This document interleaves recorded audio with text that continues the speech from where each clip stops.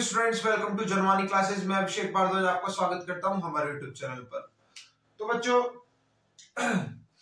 ये आपका क्लास जो होगी BSc physics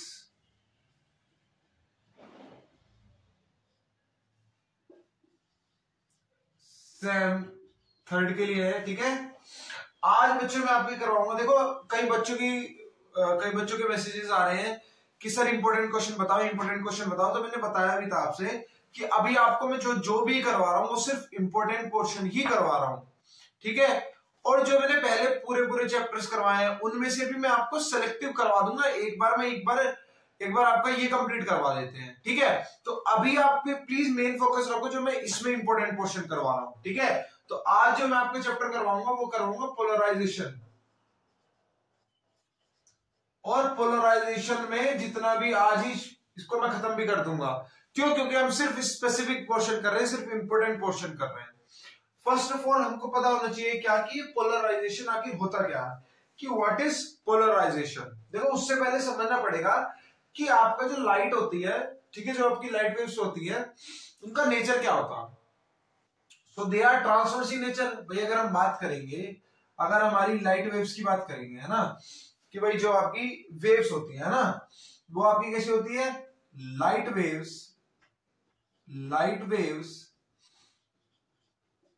are transversed in nature. अब क्वेश्चन आएगा कि ये ट्रांसवर्ड इन नेचर है क्या आखिर।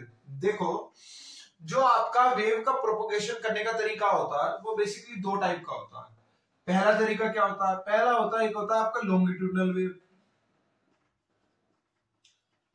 ठीक है, जैसे आपके एग्जांपल साउंड वेव्स। यानी लॉन्गिट्यूडनल वेव क्या है? लॉन्गिट्यूडनल वेव क्या है? ये प्रोपोगेशन करती हैं अलोंग द डायरेक्शन, ठीक है, along the direction of wave. यानी जिस डायरेक्शन में आपकी वेव जा रही है उसी डायरेक्शन में जो पार्टिकल होगा इस वेव के अंदर वो मोशन शो कर रहा होगा, ठीक है। लेकिन ट्रांसफर वेव क्या होता है? यहां पर जो प्रोपगेशन होता है वो कैसा होता है? अलोंग द डायरेक्शन नहीं होता, वो होता है आपका perpendicular to the direction of wave.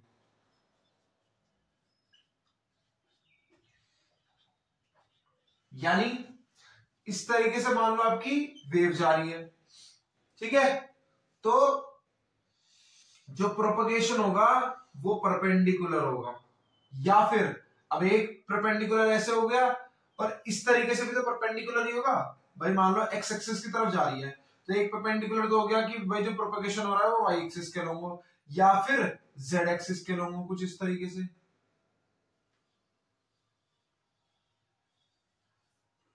ठीक है, जेड एक्सिस के लॉन्ग भी हो सकता है। तो इन वेव्स को हम बोलते हैं क्या? Transverse wave. क्या बोलते हैं?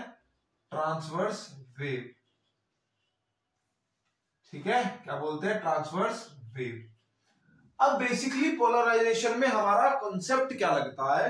देखो, पोलराइजेशन में जो कॉन्सेप्ट लगता है वो यही लगता है कि ये जो आपकी ये जो दो वेव्स परपेंडिकुलर जा रही है ना, यानी मान लो इस तरीके से आपका ये आपका एक्स एक्सिस, ये वाई एक्सिस, ये जेड एक्सिस,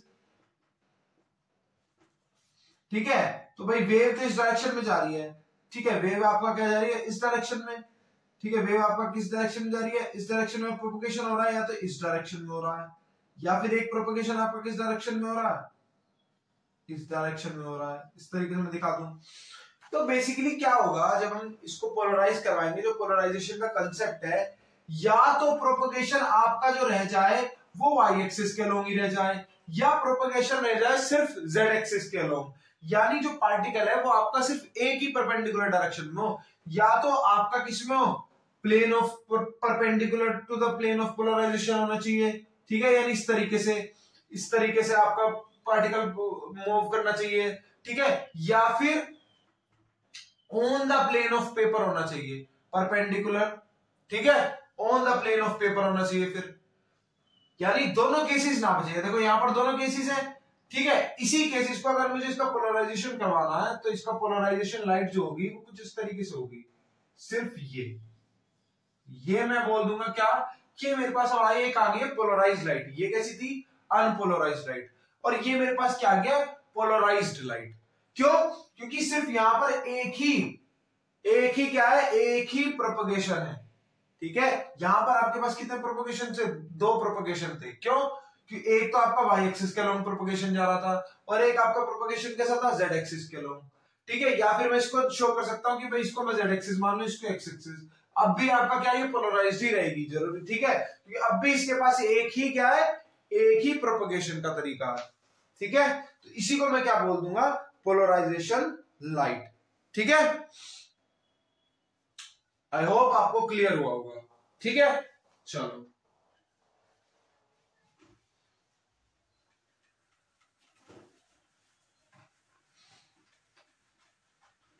तो बच्चों देखो, इससे आपका या तो आते हैं शॉर्ट, वरना ये आपको मिलेगा लॉन्ग में। तो अगर लॉन्ग में मिलेगा तो इसमें कई सारे तरीके, आपसे पूरा जो पोलराइजेशन का तरीका पूछा जाएगा कि डिफाइन पोलराइजेशन करके। फॉर एग्जांपल सिर्फ इतना नहीं, जस्ट ये एक आपका लॉन्ग का एक पार्ट होगा कि डिफाइन पोलराइजेशन। तो पहले आपको कम से कम इन सब चीजों को डिफाइन करना पड़ेगा कि आपकी ट्रांसवर्स वेव क्या होती है, लॉन्गिट्यूडनल वेव क्या होती है। ठीक है, ट्रांसवर्स वेव में क्या होता है, फिर पोलराइजेशन में हमारा क्या होता है, एंड में पोलराइजेशन पे आपको आना है। ठीक है, चलो फिर आगे बढ़ते हैं। अब हम आपको दिखाएंगे पोलराइजेशन की क्या डेफिनेशन। ठीक है, कि भाई व्हाट इज अ पोलराइज, ठीक है, क्या कि पोलराइजेशन ऑफ लाइट की definition, polarization of light, polarization of light. ठीक है, सो लिखो, अब देखो ये पोलराइजेशन हो रहा है, पहले थोड़ा सा एक चीज और समझो। अब ये आपका पोलराइजेशन हो रहा है, पोलराइजेशन हो रहा है यानी कि आपके पास जो वो दो प्रोपगेशन के तरीके थे, यानी जो पार्टिकल था या तो आपका कैसा प्रोपगेट कर रहा था, प्रोपगेशन जो हो रहा था वो आपका परपेंडिकुलर हो रहा था। ठीक है, परपेंडिकुलर हो रहा था, परपेंडिकुलर के भी 2 तरीके थे, उससे आप एक तरीके में पहुंचे। तो वो जो आप गए हो, यानी पहले जो प्रोपगेशन हो रहा था वो कुछ इस तरीके से था, इस तरीके से, और आपका किस तरीके से, थोड़ा इस तरीके से दिखा देता हूं जेड एक्सिस के लिए। ठीक है, थोड़ी क्लियरिटी आ जाएगी।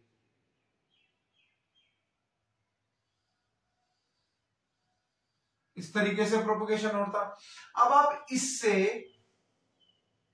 या तो पहुंच गए हो कौन से तरीके पे, इस वाले पे, या फिर और आप हो इस वाले तरीके पे। तो जो आप इन दोनों में से किसी एक तरीके पे आए हो, कुछ ना कुछ तो यहां पर अप्लाई करा होगा हमने, कुछ ना कुछ रीजन तो रहा होगा जिसकी वजह से आपके पास इन दोनों में से कोई एक टाइप आ गया है ना, इन दोनों में से कोई आपका क्या आ गया, एक टाइप आ गया है। तो बेसिकली हम यहाँ पर किसी एक क्रिस्टल का यूज करते हैं। ठीक है, हम यहाँ पर क्या करते हैं, स्पेशलाइज्ड क्रिस्टल्स का यूज करते हैं, जो क्या करते हैं, पोलराइजेशन ऑफ लाइट का क्या करते हैं, पोलराइजेशन ऑफ लाइट में हेल्प करते हैं। ठीक है, अब देखो क्रिस्टल्स आपके अलग अलग टाइप के होते हैं, हम अलग अलग टाइप्स के, बेसिकली आपका जो आपके इसमें जो मेन क्रिस्टल है वो आपका निकोलस क्रिस्टल, उसके बारे में भी हम डिटेल में पढ़ेंगे। ठीक है, तो आपका क्या, ये स्पेशलाइज्ड क्रिस्टल्स में से पास किए जाते हैं। ठीक है, ठीक है, तो अब इसकी डेफिनेशन में लिखेंगे, अब आप डेफिनेशन अच्छे से समझ जाएंगे।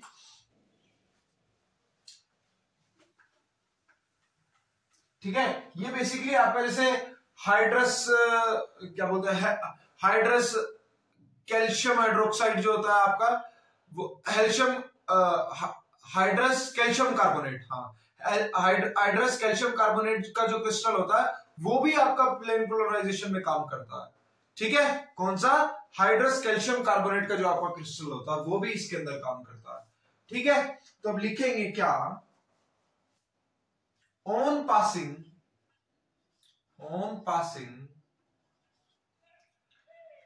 the light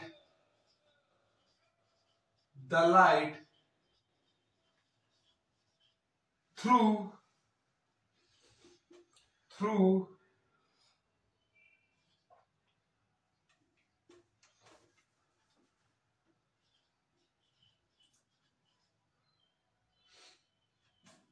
through a tourmaline crystal,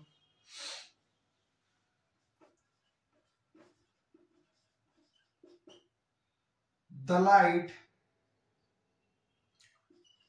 waves are confined to a particular direction. अब हमने एक फिक्स्ड कर दिया उसको, है ना, कि भाई तुमको सिर्फ एक ही पर्टिकुलर डायरेक्शन में मूव करना। अब वो पर्टिकुलर डायरेक्शन कोई सी भी हो सकती है।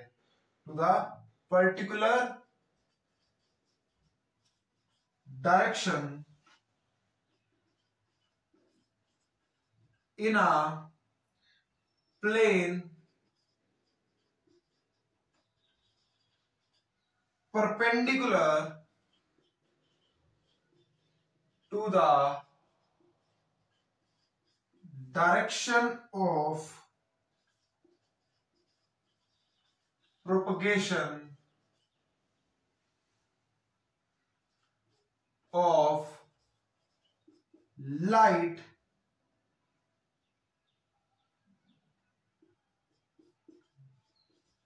the light which acquires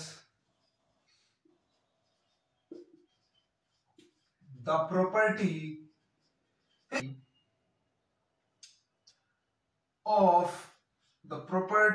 of one-sidedness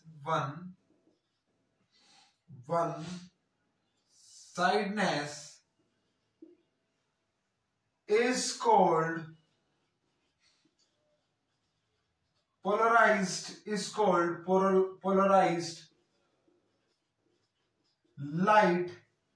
polarized light, and the phenomena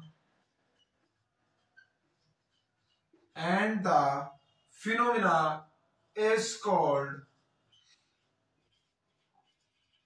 polarization of light। ठीक है, is called polarization of light. ठीक है, नोट किया?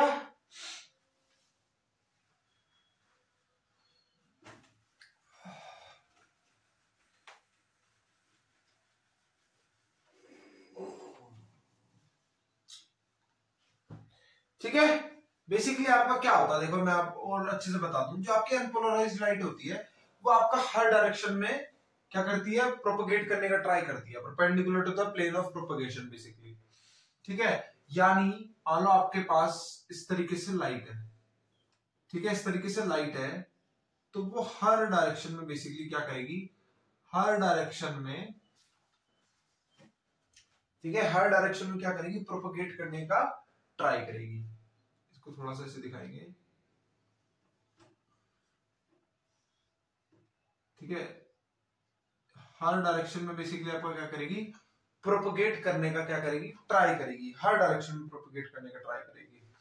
ठीक है, इस तरीके से। फिर जैसी फॉर एग्जांपल यहां पर आपके पास एक क्रिस्टल आ गया,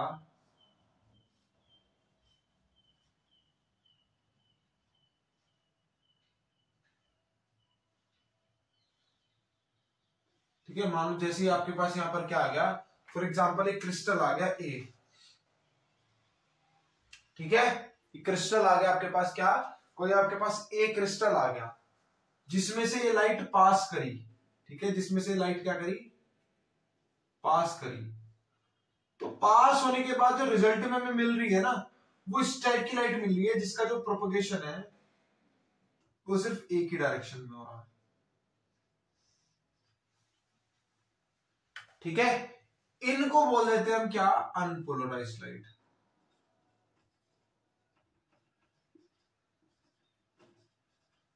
और ये जो आपकी निकल के आ रही है आपकी क्या है, पोलराइज्ड लाइट। ठीक है, ये आपकी क्या है, polarised light.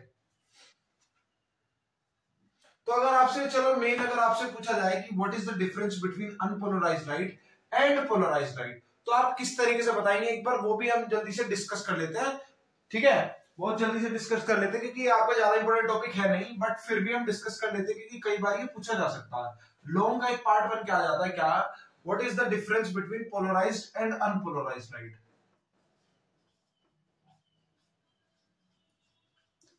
Difference between polarized and unpolarized light. So basically आपका डिफरेंस क्या होता है पोलराइज्ड लाइट में और आपका क्या अनपोलराइज्ड लाइट में। ठीक है, सो लिखो when an ordinary light is passed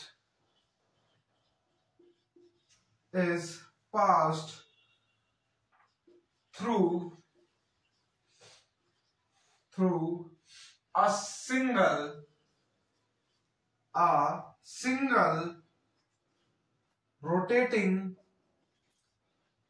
single rotating tourmaline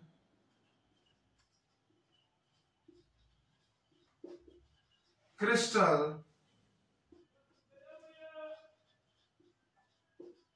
there is no change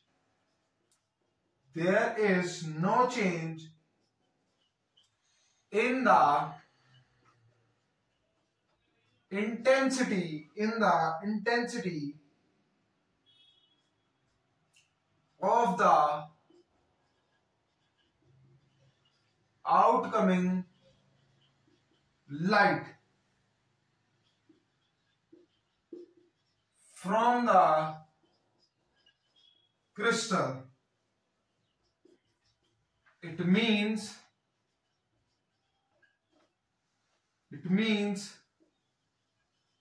that ordinary beam of light is symmetrical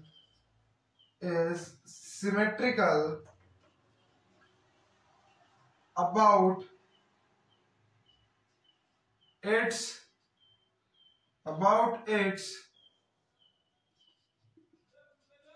direction of propagation. That is, it consists of large number of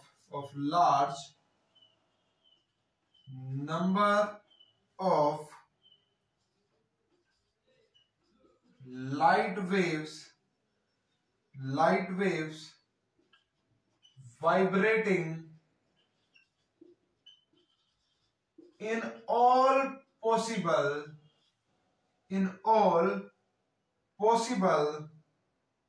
directions,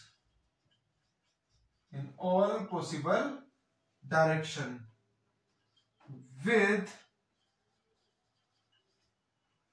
equal probability in a plane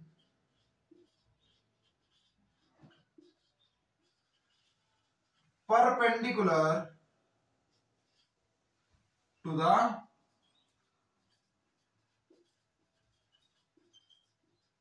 propagation.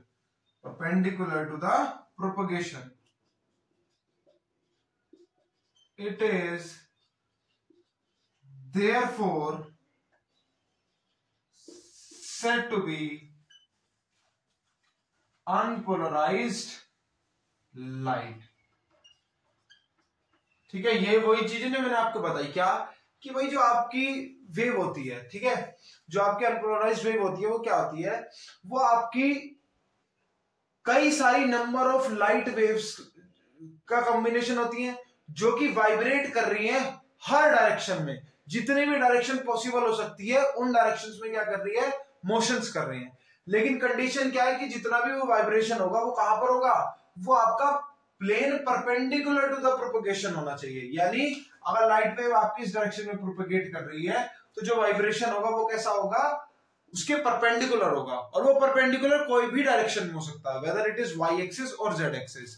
ठीक है, तो every possible direction, उसी light को हम क्या बोल देते हैं, अनपोलराइज्ड लाइट बोल देते हैं।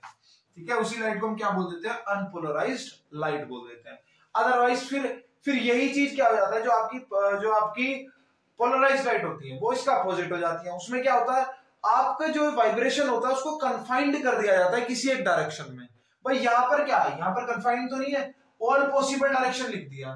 पोलराइज्ड लाइट में क्या हो जाता है कि जो आपका ये जो आपका वाइब्रेशन है इसको हम कन्फाइंड कर देते हैं, फिक्स्ड करते हैं कि आपको इसी डायरेक्शन में वाइब्रेशन शो करना है, अदरवाइज आपको वाइब्रेशन शो नहीं करना।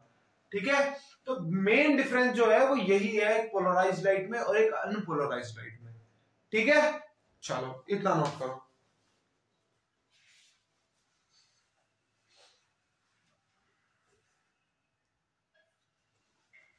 अब देखो, हम आगे जो कुछ भी करेंगे उनको शो करने का एक तरीका है। यानी अगर हम अनपोलराइज्ड लाइट को शो करेंगे तो किस तरीके से हम शो कर सकते हैं वो मैं आपको बता देता हूं, और वो आप थोड़ा नोट भी कर लेना क्योंकि आगे आगे आप पढ़ोगे। ठीक है, सो आप रिप्रेजेंटेशन ऑफ लाइट वाइब्रेशन करके लिख सकते हो। देखो, तो अनपोलराइज्ड लाइट को हम किस तरीके से रिप्रेजेंट कर सकते हैं। एक तो तरीका है कि मैं अनपोलराइज्ड लाइट को इस तरीके से रिप्रेजेंट कर दूं। ठीक है, एक तरीका है इस तरीके से मैं अनपोलराइज्ड को क्या करूं, रिप्रेजेंट करूं। ठीक है, इस तरीके से मैं अनपोलराइज्ड, बल्कि ये तो नहीं आएंगे, परपेंडिकुलर ही तो आएंगे। ठीक है, सो इस तरीके से मैं अनपोलराइज्ड लाइट को क्या करूं, रिप्रेजेंट कर सकता हूं। एक मेरे पास ये तरीका है, अगर जो प्रोपगेशन हो रहा होगा वो मेरा इस डायरेक्शन में हो रहा होगा। ठीक है, अगर प्रोपगेशन इस डायरेक्शन में है तो मैं अनपोलराइज्ड लाइट को एक तरीके से और डिफाइन कर सकता हूं, जिसे हम बोल देंगे कि इस तरीके से और इस डॉट के साथ, इस तरीके से भी मैं अनपोलराइज्ड लाइट को क्या कर सकता हूं, शो कर सकता हूं। ठीक है, ये आपका बेसिकली ये दिखा रहा है कि प्रोपगेशन इस तरीके से तो या तो वाई एक्सिस पे हो सकता है वाइब्रेशन, या फिर इस तरीके से जेड एक्सिस पे। तो ये दोनों जो है ये आपके किसके लिए है, ये बेसिकली आपके अनपोलराइज्ड लाइट के लिए।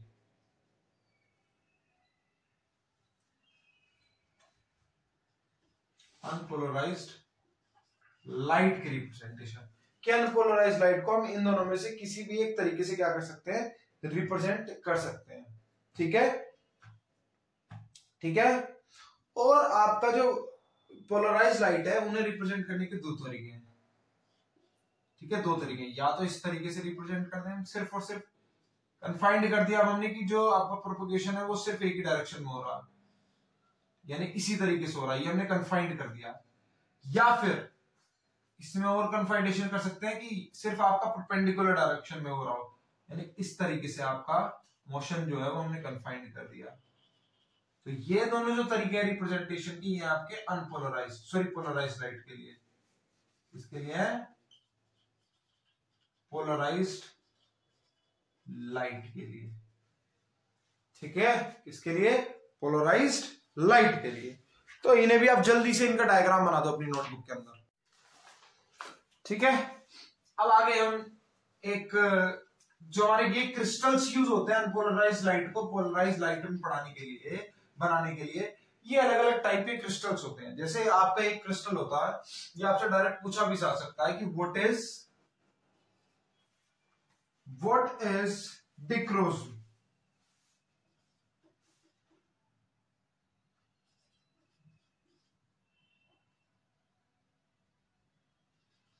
ठीक है, पूछा जा सकता है आपसे कि भाई ये डिस्ट्रॉम्स आपका बेसिकली होता क्या है, तो आपको बताना है। देखो, ये इस टाइप का क्रिस्टल होता है। देखो, कई क्रिस्टल क्या होते हैं कि दो टाइप का रिफ्लेक्शन दिखाते हैं। ठीक है, क्या करते हैं, दो टाइप का रिफ्लेक्शन दिखाते हैं।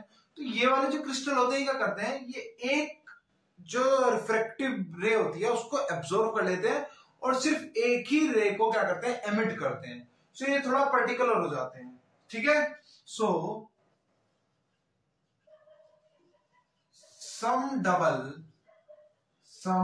double refracting crystals have the property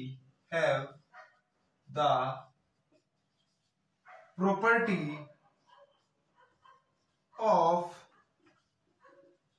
absorbing one of the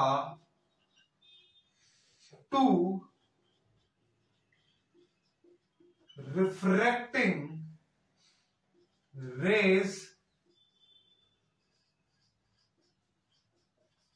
completely while allowing the other to emerge. The selective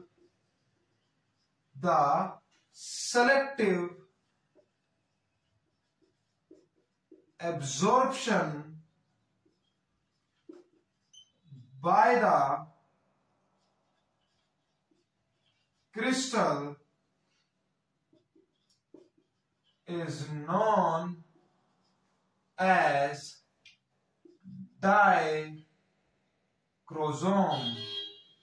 डाइक्रोजम, ठीक है। और इसका बेस्ट एग्जांपल क्या है आपका, टॉर्मलाइन is the best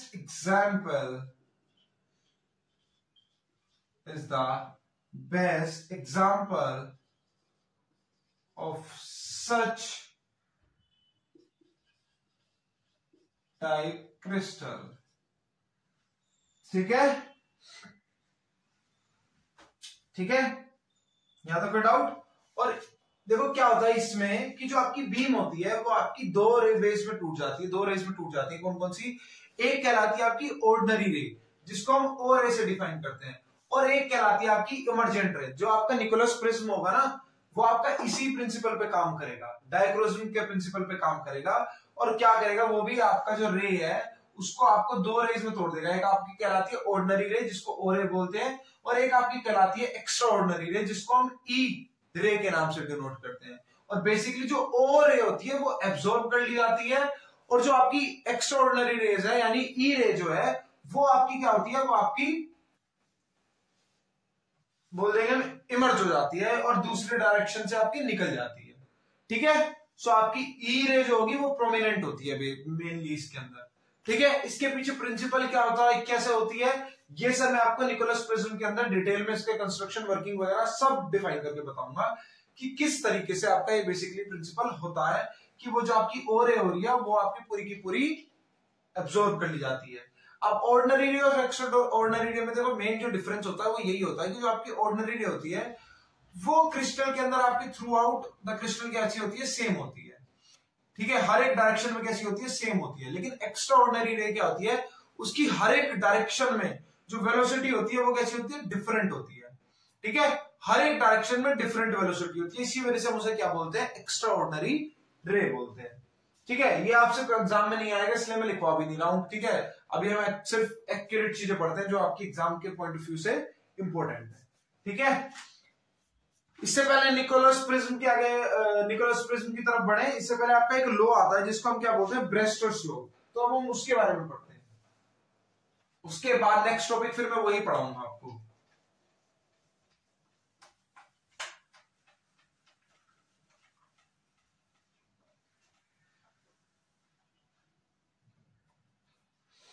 ठीक है। सो हेडिंग डालो क्या,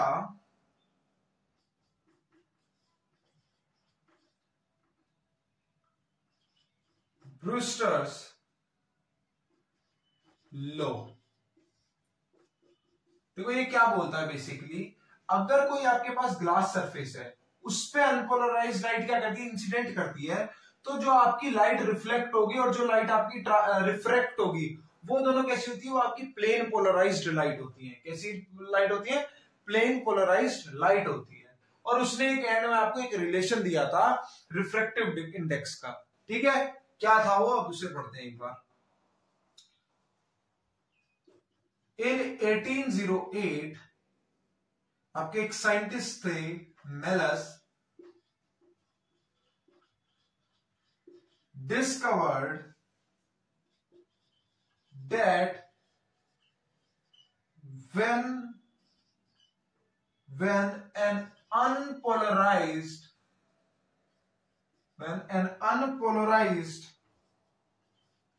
light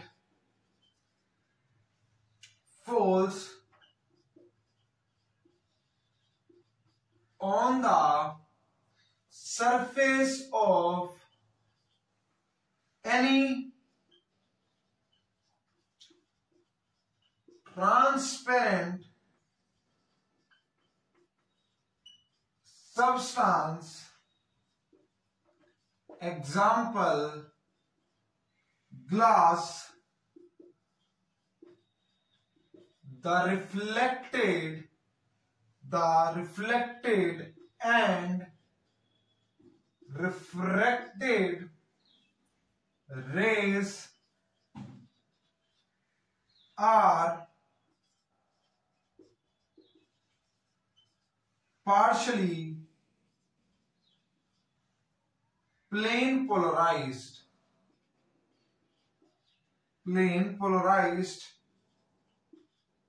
and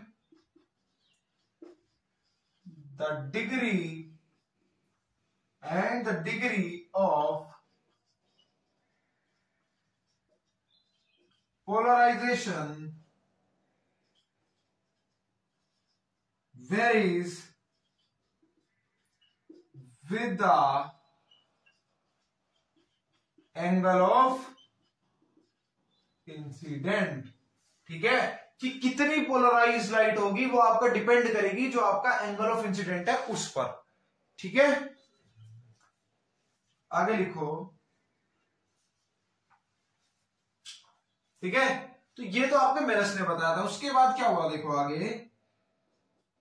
इन 1811 आपके साइंटिस्ट आए ब्रूस्टर, उन्होंने क्या फाउंड किया, found that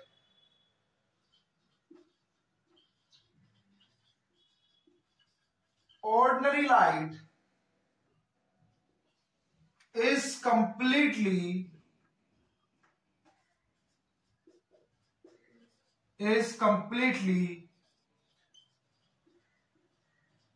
polarized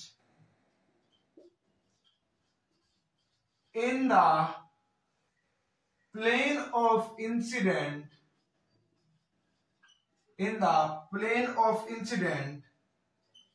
when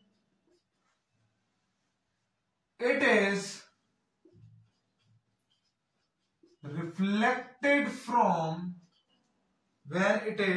reflected from a transparent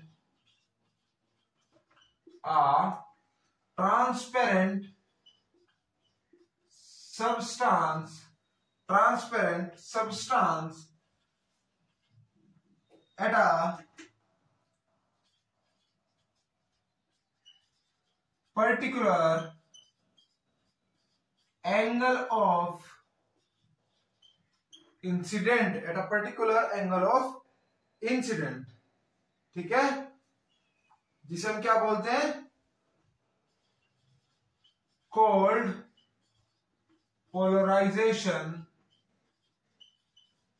angle. ठीक है, कोल्ड पोलराइजेशन एंगल।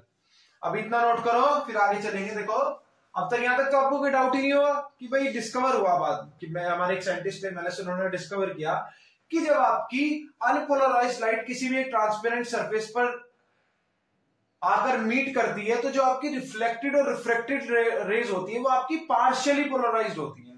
पार्शियली क्यों यूज किया, क्योंकि वो टोटली पोलराइज्ड होंगी या टोटली अनपोलराइज्ड होंगी, वो डिपेंड करेगा कि किस एंगल ऑफ इंसिडेंट पर आकर वो मीट कर रही है।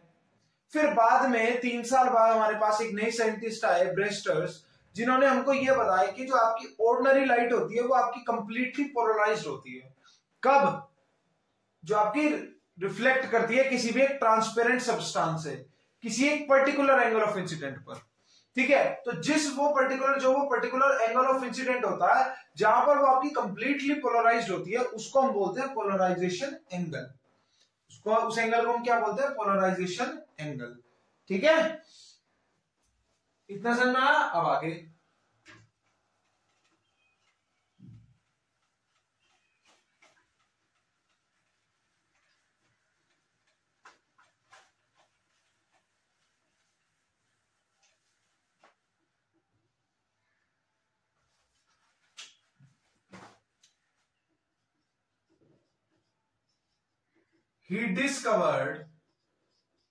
he discovered that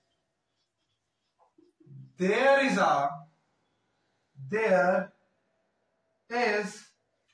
a relation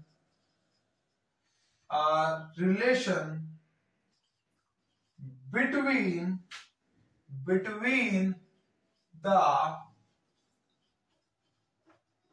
polarization angle P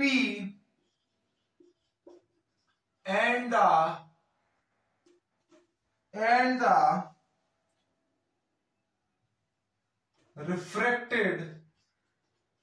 refractive index mu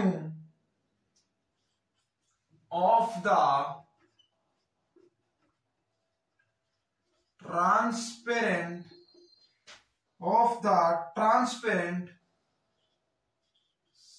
substance with respect to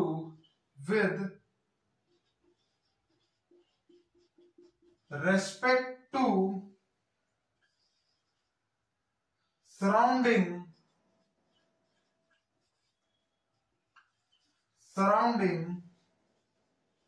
medium। और ये रिलेशन आपका क्या कराया? This is known as Brewster's law and is given by mu बराबर 10p। बेसिकली इसने क्या बताया कि मान लो ये कोई आपका ग्लास, मान लो ये हमने मान लिया कि हमारे पास क्या है? ग्लास है फॉर एग्जांपल, ये आपके पास क्या है? एयर है। मान लो यहां से आपकी एक लाइट आई जो कि कैसी लाइट थी? अनपोलराइज्ड लाइट थी। कैसी लाइट थी? अनपोलराइज्ड लाइट थी। तो वो किसी एक एंगल ऑफ इंसिडेंट पर आकर टकराई। यहां पर इस पॉइंट पर क्या हुआ? वो आकर टकराई। अब वो एंगल ऑफ इंसिडेंट आपका ऐसा है, ये जो पी एंगल ऑफ इंसिडेंट है, ये मान लो आपका पोलराइज्ड एंगल है, यानी जो ये आपकी रिफ्लेक्टेड रे है ये कैसी होगी? कंप्लीटली पोलराइज्ड होगी। कैसी होगी? Completely polarized. और कैसी? Plane polarised. सो ये आपकी कैसी आ गई? Completely polarized. अभी हमें ये नहीं पता कि हमारी जो रिफ्रेक्टेड रे है वो कैसी होगी? कंप्लीटली पोलराइज्ड होगी या फिर अनकंप्लीट पोलराइज्ड होगी। तो हम इसको कैसे करेंगे? अभी अनपोलराइज्ड लाइट में ही शो कर देंगे कि यहां पे बात हो रही है किसकी? आपके रिफ्लेक्टेड रे की। तो हम रिफ्लेक्टेड रे पर की बात करेंगे, ठीक है। तो ये था बेसिकली आपका, तो ये आपका एंगल क्या रहा है? एंगल आर, और angle of incident is equals to angle of incident. ये आपको पता ही है ना? ये आपको पता ही है।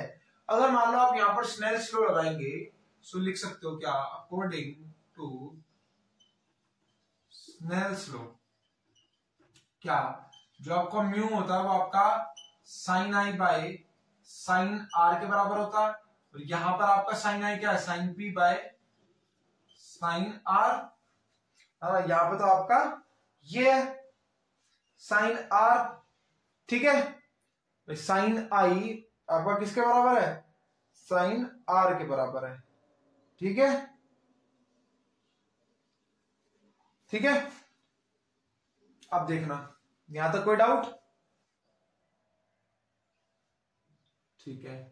अब देखो बेस्टो ने हमको ये बताया था, अकॉर्डिंग टू अगर बेस्टो लॉ चले, कि जो आपका ये एंगल ऑफ इंसिडेंट है और ये जो आपका एंगल ऑफ रिफ्रैक्शन है, ये दोनों सम अप होकर कितना एंगल बनाएंगे, टोटल इनका जो सम होगा वो आपका 90 डिग्री का होगा, ठीक है। कितना होगा, 90 डिग्री का सम होगा, ठीक है। किसका, आर और पी का आपका कैसा होगा, 90 डिग्री का होगा। अब ये अगर हमें प्रूफ करना हो तो कैसे करेंगे, इस चीज को हम समझते हैं भाई। अगर हम अकॉर्डिंग टू बेस्टो लॉ चले, अकॉर्डिंग टू ब्रूस्टर्स लॉ चले, तो देखो ये म्यू की हमें क्या दे रहा है, ये हमें दे रहा है साइन पी, क्या दे रहा है, sine P by cos P, sine P by cos P, यही तो चीज दे रहा है। तो अब अगर मान लो ये आपकी फर्स्ट इक्वेशन है, ये आपकी सेकंड इक्वेशन है, और देखो दोनों किसके बराबर है, म्यू के बराबर है, तो ये दोनों एक दूसरे के बराबर आ सकती हैं, बिल्कुल आ सकती हैं। तो यदि मैं इन दोनों को एक दूसरे के बराबर पुट कर दूं तो क्या होगा, देखते हैं।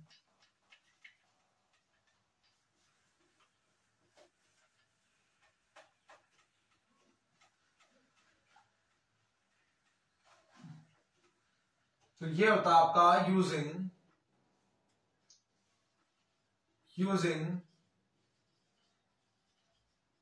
इक्वेशन 1 and 2 वी गेट क्या, साइन पी बाय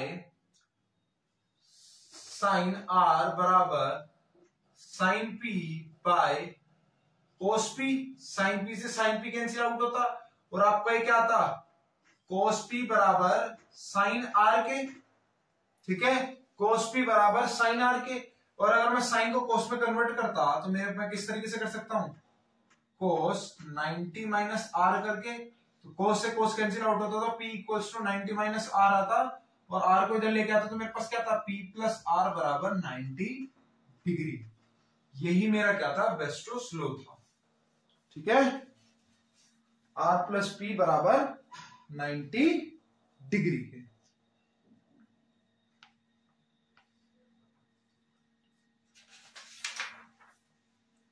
ओके, चलो अब मोस्ट इंपोर्टेंट क्वेश्चन और हमारा आज का लास्ट टॉपिक, आपका जो इंपोर्टेंट टॉपिक्स में से, हॉट टॉपिक्स में से सबसे इंपोर्टेंट टॉपिक है आज, अब हम उसके बारे में बात करेंगे, जो आपका कौन सा है, निकोलस प्रिज्म का, या फिर निकोलस क्रिस्टल का बोल सकते हो आप, ठीक है। देखो इसको मैं बिल्कुल शॉर्ट में बताऊंगा, पूरे हिंदी में बताऊंगा, जिस वजह से जो हिंदी मीडियम वाले, इंग्लिश मीडियम वाले वो सब समझ जाए, और आप नोट्स अपनी तरफ से बना लेना, ठीक है। क्योंकि जितना मैं बताऊंगा उससे बाहर तो कुछ नहीं है, क्योंकि सब कुछ वही है, जस्ट आपको जो जो मैं बताता जाऊंगा, पोस्ट करते करते फटाफट अपनी नोटबुक में इस चीज को नोट करते चले जाना कि ये है क्या, क्योंकि कंस्ट्रक्शन प्रिंसिपल और वर्किंग ऑलमोस्ट सेम ही है, ये तो बस आपको मार्क्स लेने के लिए बड़ा बड़ा कर लिखना है, ठीक है। तो समझो पहले कि भाई आपका ये निकोलस प्रिज्म है क्या, ठीक है। निकोल्स प्रिज्म, निकोलस प्रिज्म आपका बेसिकली है क्या। देखो ये क्या है, ये आपका बेसिकली एक हम बोल सकते हैं, ये आपका प्रिज्म जो है ये बनाया जाता है, ये हमारे साइंटिस्ट हुए थे निकोलस, उन्होंने क्या करा था, इस प्रिज्म का कंस्ट्रक्शन किया था, ठीक है। अब ये प्रिज्म किस तरीके से कंस्ट्रक्ट हुआ था, तो पहली जो आपकी हेडिंग आएगी वो क्या आएगी, कंस्ट्रक्शन। कंस्ट्रक्शन से पहले जो आपको लिख के आना है वो मैं आपको लिखवा देता हूं, ठीक है। तो कंस्ट्रक्शन से पहले आपको निकोलस प्रिज्म के बारे में बताना है, बेसिकली ये है क्या, ये आपका वो प्रिज्म है, ये आपका वो प्रिज्म है जो क्या करता है, जो आपकी ई रे में बता रहा था ना, एक्स्ट्राऑर्डिनरी रेज, सिर्फ उनको क्या करता है, सिर्फ उनको इमर्ज करता है, बाकी जो आपकी ओ रे होती है, बाकी जो आपकी ओ रे होती है यानी ऑर्डिनरी रे होती है, उसको क्या कर देता है, उसको एब्जॉर्ब कर लेता है, ठीक है।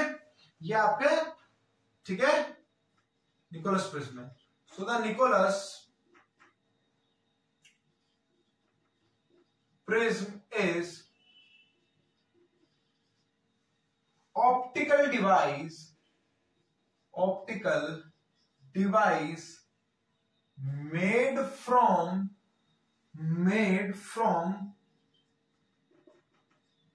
calcite crystal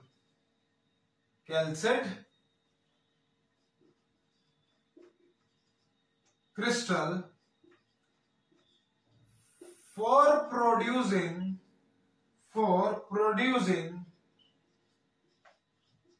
and detecting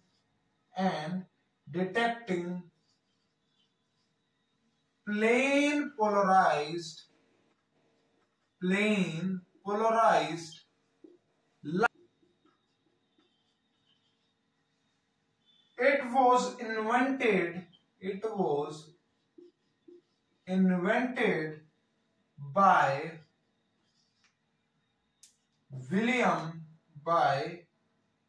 William Nicol in 1828, who was an expert in cutting and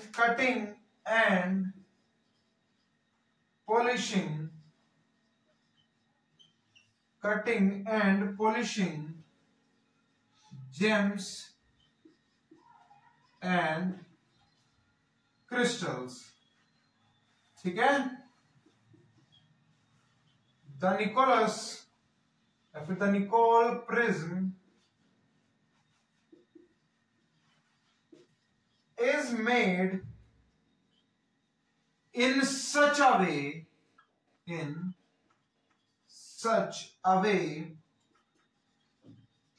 that it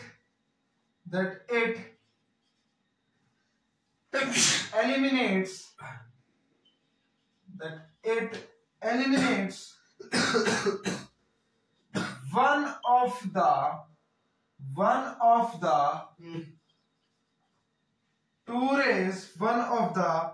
two rays कौन सी one of the two rays लिख दो आप चाहे ब्रैकेट में, प्रोड्यूसिंग बाय आपका कौन सा क्रिस्टल जो था, calcite crystal, producing by calcite crystal, one of the two rays, ठीक है, बाय टोटल इंटरनल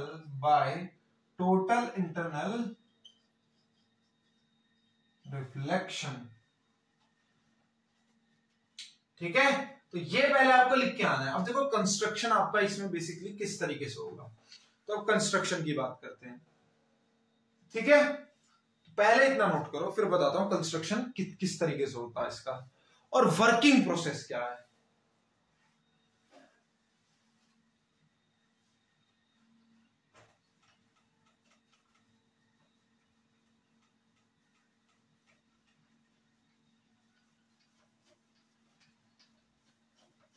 अब देखो, ये बेसिकली जो आपका क्रिस्टल था, ये जो आपका कैल्साइट क्रिस्टल था, ये आपका कैसा था, ये आपका पैरेललोग्राम की शेप में था। कंस्ट्रक्शन पे ध्यान देना, ये आपको बताना है सब कुछ। ये आपका इस तरीके से पैरेललोग्राम की शेप में क्रिस्टल था। ठीक है, कैसा था, पैरेललोग्राम की, इन्होंने कट करा था। निकोलस प्रिज्म जो था वो नॉर्मल है, आपका जो कैल्साइट क्रिस्टल है इसी में से फॉर्म हुआ था। जो आपका मेन कैल्साइट क्रिस्टल होता है वो कुछ इस तरीके से होता है, जो मैं अभी आपको बनाकर दिखा रहा हूं। ये कुछ आपका पैरेललोग्राम की फॉर्म होगी, ज्यादा तगड़ा एंगल नहीं होता, बस ये होता है कि अगर ये आपका 79 डिग्री होता तो ये वाला आपका कितना होता है, 101, ये आपका 101 डिग्री का एंगल होता है।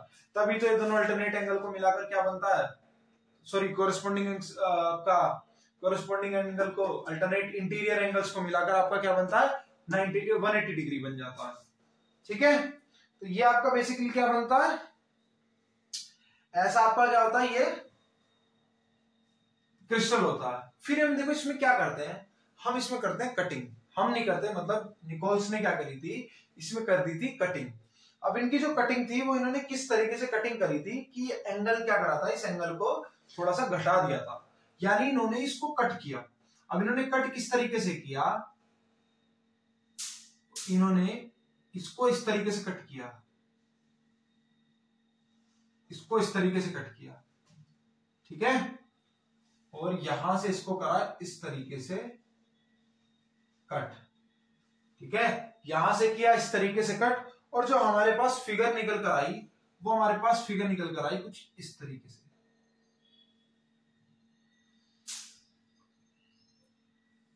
ये हमारे पास क्या निकल के आई, फिगर निकल के आई।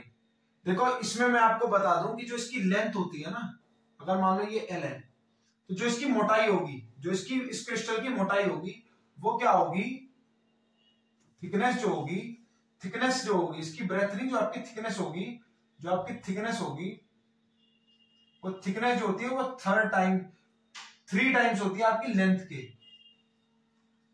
ठीक है। ये आपको कंस्ट्रक्शन में भी बताना है, ठीक है। सो कंस्ट्रक्शन में आपको यही मानना है कि ये जो आपको इस तरीके से बताना है कि एबीसीडी आपका क्या था, एक क्रिस्टलाइन क्रिस्टल था जिसका एंगल एक क्या था 79 का था। फॉर एग्जांपल डीएबी एंगल आपका 79 डिग्री का था और एडीसी आपका एंगल जो था वो 101 एंगल का था। बाद में निकोलस ने क्या किया, इसको कट किया इन सच अ वे कि जो आपका जो एंगल ये डी ए बी था, ये एंगल आपका क्या बन गया था, ये एंगल आपका बन गया था 69 का, ठीक है। उन्होंने इस तरीके से कट किया, एक सेकंड में इसके, चलो ठीक है, इस तरीके से कट किया कि जो एंगल आपका डी8 था ये आपका कैसा बन गया था 68 का, सॉरी कैसा बन गया था 68 डिग्री का एंगल बन गया था, ठीक है। और जो आपका ये एंगल एडी, ये जो आपका एंगल एडीसी था, ये एंगल कितने डिग्री का बन गया था। अब बस इसमें 180 बनाने के लिए आपको क्या ऐड करना पड़ेगा, 90 + 22, 90 + 22 ना, 70 80 90, हाँ 90 + 22 आपका कितना हो जाएगा 112, ठीक है। तो ये वाला एंगल आपको कैसा होगा 112 डिग्री का होगा। अब उसके बाद क्या किया, ये क्रिस्टल बचा, ठीक है, ये क्रिस्टल बचा। फिर क्या करा उन्होंने, निकोलस ने क्या किया, इसको 90 डिग्री से इस तरीके से कट किया, यानी ये इस तरीके से एक बार और कट किया। अब इसको दोबारा कट किया गया, अब इसको बनाया गया ट्रायंगुलर शेप में, यानी ये वाला जो आपका एंगल था ये कैसा था, ये 90 डिग्री का, तो ये भी एंगल आपका कैसा था 90 डिग्री का था। इस तरीके से कट किया कि ये वाला जो एंगल हो ये आपका 90 डिग्री का हो, ठीक है, ये वाला जो आपका एंगल हो ये आपका 90 डिग्री का एंगल हो। तो ये उसके बाद आपको बताना है क्या, कि उसके बाद इसको इस तरीके से कट किया गया कि ये वाला एंगल और ये वाला एंगल जो हो आपका 90 डिग्री का हो, ठीक है। इस तरीके से आपका क्या किया, कट किया गया। तो चलो इसको मैं अलग डायग्राम बना देता हूं जो आपको कंस्ट्रक्शन में भी कोई दिक्कत ना हो। तो पहला स्टेप हमने क्रिस्टल को लिया, क्रिस्टल लेने के बाद हमने क्या किया, इसको इस तरीके से कट किया, तो हमारे पास ये रिजल्ट निकल कर आया, ठीक है, हमारे पास क्या आया, ये रिजल्ट निकल कर आया। चलो मैं इसको दिखाने के लिए, जिससे आप अगले डायग्राम में शो कर पाओ, तो इस तरीके से कट किया। उसके बाद देखो हमारे पास जो निकल कर आया फिगर, जो हमारे पास क्रिस्टल बना वो बना ये क्रिस्टल,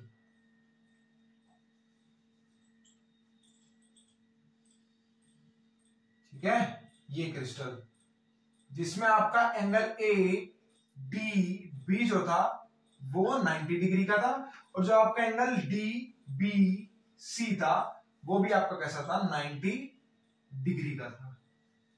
इस टाइप का ये आपका क्या बना, क्रिस्टल बना।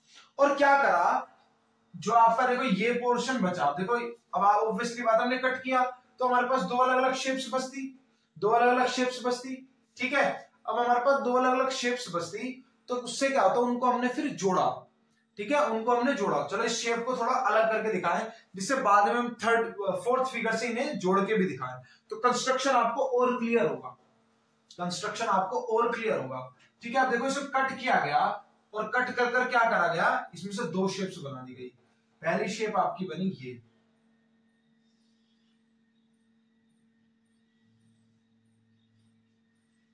कौन सी, DAB, जिसमें ये एंगल आपका कैसा था, 90 डिग्री का था। और एक आपकी शेप बनी कौन सी, ये,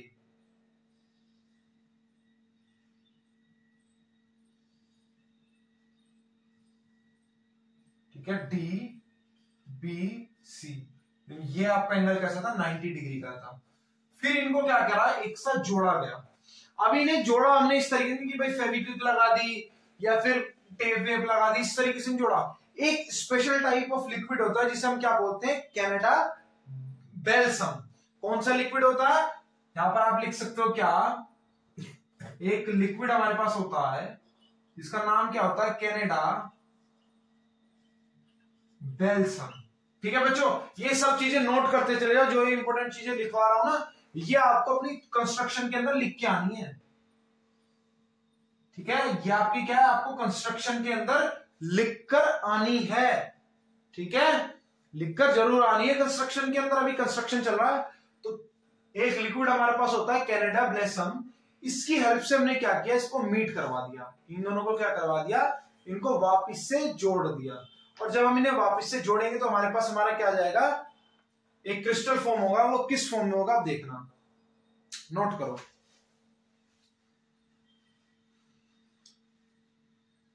नोट करो जल्दी से।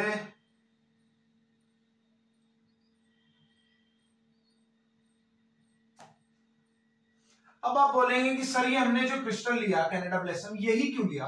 देखो बच्चों क्या होगा, इस लिक्विड का एक रिफ्रैक्टिव इंडेक्स होता है जो अराउंड होता है 1.5 के अराउंड। ठीक है, तो उस रिफ्रैक्टिव इंडेक्स की हेल्प से हमारे पास जो ओरे आती है ना, उसको हम टोटल इंटरनल रिफ्लेक्शन की हेल्प से क्या करवा सकते हैं, खत्म कर सकते हैं। कैसे करेंगे वो हम वर्किंग में देखेंगे। ठीक है, तो हमारे पास जो क्रिस्टल लास्ट में क्रिस्टल बचा, वो ये क्रिस्टल बचा। ठीक है, ये 90 डिग्री, ये 90 डिग्री। ठीक है, ये मेरे पास लास्ट में मेरा क्रिस्टल बचा।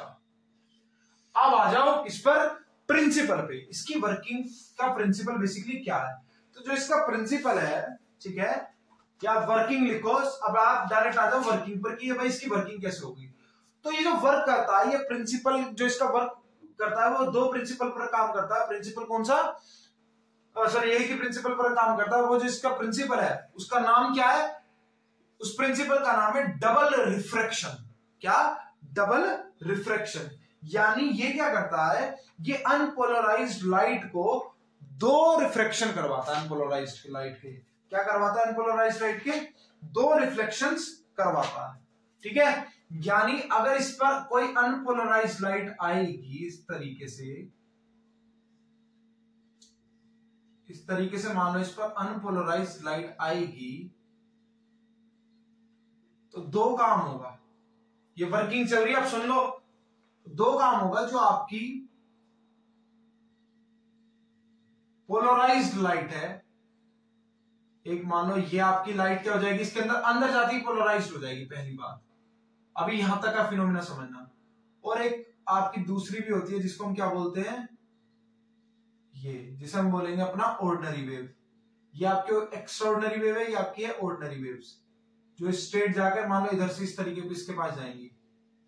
इस तरीके से मैं डिनोट कर देता हूं, थोड़ा अच्छे से, थोड़ा बड़ा बना देना जिस वजह से स्ट्रेट लाइन दिखे। आप स्केल से बनाना, ठीक है, जिस वजह से क्या करें, स्केल से दिखा देना, थोड़ा कंफ्यूजन खत्म हो जाएगा। ठीक है, अब ये दो क्या हुए, दो इसके अंदर क्या हुए, रिफ्रैक्शन हुए। अब देखो क्या हुआ, जो मेरे पास ओरे होती है, ओरे का जो म्यू होता है, जो रिफ्रैक्टिव इंडेक्स होता है, वो होता है अराउंड 1.4, सॉरी अराउंड 1.6, अराउंड 1.658। और जो मेरे पास ई रे होती है, उसका जो रिफ्रैक्टिव इंडेक्स होता है वो मेरे पास होता है 1.486। और जो ये मेरे पास लिक्विड की लेयर है, यानी जो ये मेरे पास कनाडा बेल्सम की जो मेरे पास ये लेयर है, कनाडा बेल्सम की जो मेरे पास ये लेयर है, इसका रिफ्रैक्टिव इंडेक्स होता है 1.55। तो ये जो मेरे पास मेरी क्या है, ये ओ रे है, और ये जो मेरे पास मेरी ई रे है, ई रे है, तो देखो क्या होगा, क्योंकि इसका रिफ्रैक्टिव इंडेक्स कैनेडाप्लेसम के रिफ्रैक्टिव इंडेक्स से क्या है, ज्यादा है, तो यहां पर ये क्या होगा, ये आपका काम करेगा डेंसर मीडियम का, ठीक है। और ये आपका जो कैनेडाप्लेसम की लेयर है, ये कैसा काम करेगी, आपका कैसा काम करेगी, रेयर मीडियम का। और आपको पता है जब आपकी लाइट किसी पर्टिकुलर एंगल से, जिसे हम एंगल ऑफ इंसिडेंट बोलते हैं, क्रिटिकल एंगल बोलते हैं, ठीक है, जिसे हम बोलते हैं क्या, क्रिटिकल एंगल बोलते हैं, अगर डेंसर मीडियम से रेयर मीडियम में जाने का ट्राई करती है, ठीक है, डेंसर मीडियम से रेयर मीडियम में जाने का ट्राई करती है, तो क्या हो जाता है उसके साथ, अगर क्रिटिकल एंगल से जाती है तो टोटल इंटरनल रिफ्लेक्शन हो जाता है। तो यहां इसका क्या हो जाएगा, टोटल इंटरनल रिफ्लेक्शन। तो ये जो आपकी है, ये क्या हो जाएगी, ये आपकी बाहर निकलने से पहले ही इस क्रिस्टल से क्या हो जाएगी, बाहर हो जाएगी, क्या हो जाएगी, इस क्रिस्टल से बाहर हो जाएगी। आपकी ऑर्डिनरी वेव जो थी,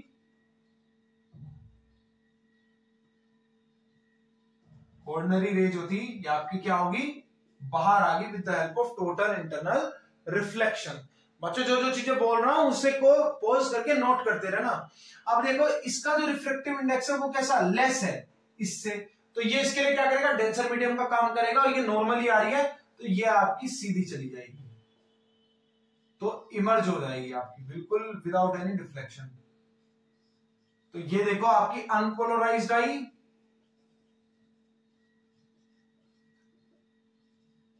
और एंड में हमारे पास क्या निकली, पोलराइज्ड लाइट, और सिर्फ एक ही पोलराइज्ड लाइट निकली, कौन सी, वो भी आपकी ई रे।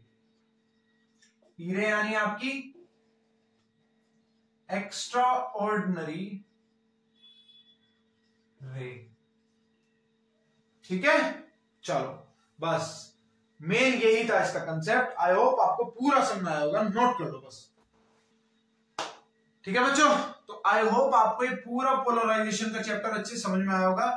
इंपॉर्टेंट चीजें यही है, इससे बाहर कुछ नहीं मिलना, इस चीज का मैं पूरा आपको गारंटी दे सकता हूं। अगर आपको लग रहा है कि सर ये वाला पोर्शन हमारे कॉलेजेस में या फिर सर ने या फिर हमें लगता है कि इंपॉर्टेंट है, तो एक बार करवा दीजिए, तो मैं आपको बेझिझक होगा, आप कमेंट सेक्शन में बताना, वो टॉपिक आपको करवाया जाएगा, ठीक है। आप कई बच्चे कमेंट कर रहे थे इंपॉर्टेंट, तो मैं जस्ट अब अपनी तरफ से आपको इंपॉर्टेंट बताया है, ठीक है। चलो फिर आज के लिए इतना ही रखते हैं, थैंक यू वेरी मच।